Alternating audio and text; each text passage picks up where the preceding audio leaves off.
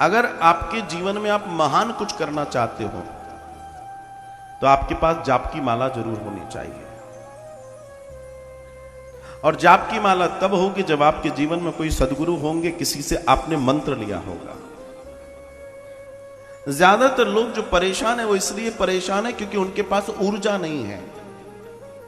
अगर आपके पास किसी मंत्र, किसी गुरुमुखी होने की ऊर्जा है तो आपके जीवन में बड़ी और छोटी व्याधियां कोई फर्क नहीं करती। दुनिया के महान महान लोगों के पास एक बहुत दिव्यता है कि वे किसी न किसी एक ऐसी जगह से आध्यात्मिक चेतना ले रहे हैं जिससे वो अपने जीवन को चला पा रहे हैं। आपके पास पैसा हो सकता है, आपके पास बहुत कुछ हो सकता है, लेकिन अगर आपके पास आध्यात्मिकता नहीं है तो आप थके रहोगे।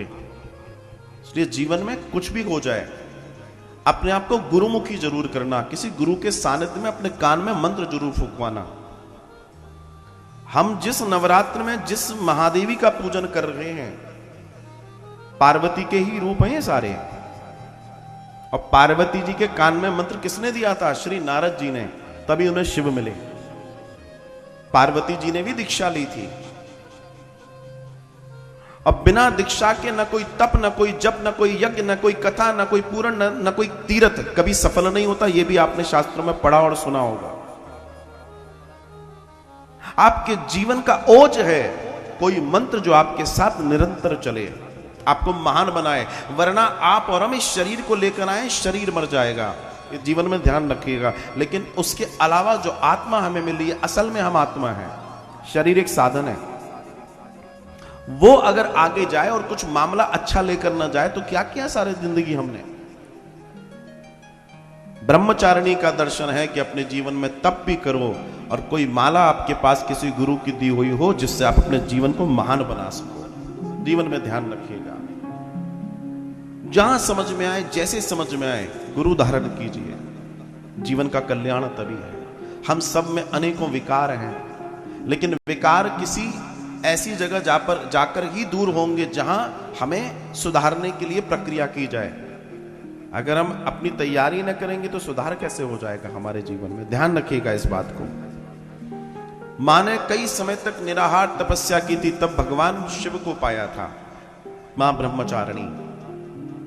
और इनके लिए सबसे सुंदर दर्शन है कि इनकी पूजा, जैसे आपने सुबह न कर पाई हो तो मैंने आपको कल एक बात बताई, जो लोग नए हैं वो भी सुन लें। नवरात्र का मतलब होता है रात्रि पूजा,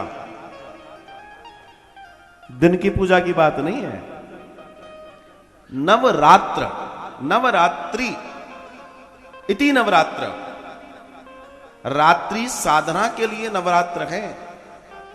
इस समय आकाश अंतरिक्ष में वो ऊर्जाएं होती हैं जिनको अगर थोड़ी सी साधना आप कर लो तो आपके अंदर अनंत वैभव और बल आ जाता है। इस समय पूरी प्रकृति में सबसे ज्यादा सघन ऊर्जा होती है, पूरे अंतरिक्ष में। और जब आप साधना करते हो तो आपका जो ब्रह्मरंध्र है, ये जो स्थान है, यहां पर एक बारीक छेद है, सुई की नोक से बराबर। उससे आप उससे जुड़ पाते हो, उस शक्ति से। और सौभाग्य है, क्यों जुड़ पाते हैं? क्योंकि हम मनुष्य हैं। और मनुष्य होने का हमें सौभाग्य क्या मिला है? क्योंकि हमारी रीढ़ की हड्डी आसमान की ओर होती है, आकाश की ओर होती है, पशुओं की नहीं होती। हम विशेष हैं, जो भगवान ने हमें मनुष्य बनाया है। हमारी रीढ़ की हड्डी ऐसे है। और एक बात और सुन लूं, बता दूं मैं आपको, कथा में, यज्ञ में, हवन में, जीवन में जहां भी बैठो, रीढ़ की हड्डी को सीधी करके बैठना अगर कुछ लेना चाहते हो तो। वरना जय जय, कुछ नहीं मिलने वाला। श्रवण करोगे, सिर्फ सुनोगे।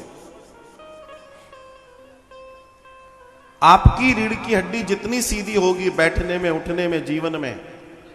और सुन लो, एक और अच्छी बात बता दूं, आपकी आयु उतनी ज्यादा अच्छी होगी, आप स्वस्थ रहेंगे। क्योंकि जब आप ऐसे बैठते हैं, जब आपकी रीढ़ की हड्डी सीधी होती है, तब आपकी सबसे कम सांसें चलती हैं, लगभग 12। और थोड़े ही आड़े टेढ़े हो जाओगे तो सांसें बढ़ जाएंगी उसको संभालने के लिए। तो आपके पास गिनी हुई सांसें ही हैं जो आपका जीवन है। जितनी सांसें, जितनी चाबी भरी राम ने उतना चले खिलौना।